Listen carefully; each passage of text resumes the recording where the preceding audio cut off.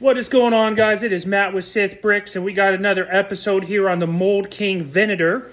We did the live build yesterday. Thanks for the guys that joined in and watched some of that. I know there was a lot going on yesterday with LegoCon and other things, so I totally get it.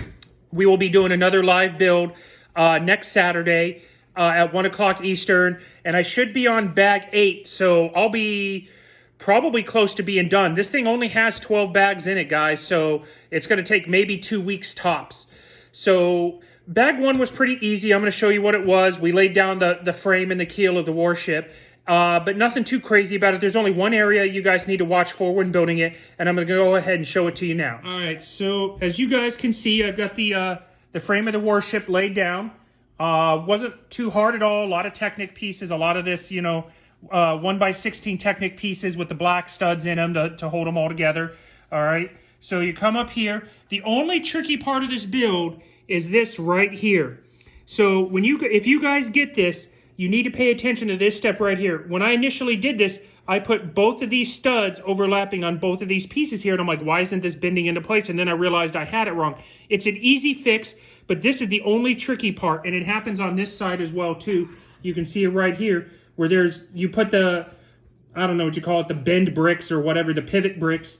They only go on the first stud, so that way you can link it up. Now, I do have to say that this frame went together a lot easier than the Executor and the Eclipse. I mean, I'll be honest with you guys, you start over here and you bend it down. This piece sits right here perfectly, locks it into place. Then you just kind of bend it around, and as you're setting it up here and here, it all went together super smooth, and even down here as well. All right, and then you get to the front of the Warship here. And again, this is a lot better than the Eclipse design. These clipped in really easily. It didn't fight me at all. There's good reinforcement on it right there. All right. Oh, and I'm sorry, one other thing you guys need to pay attention to is, I'm going to pop this off real quick, is right here on the back, make sure that you leave the back looking like this when you put it all together. All right. When I initially did it, I had these pieces too far forward. I'm like, why isn't this working? So before you put your piece on, make sure that you have that area exposed, 2 bricks worth, and then snap your piece back on for the back of the Warship.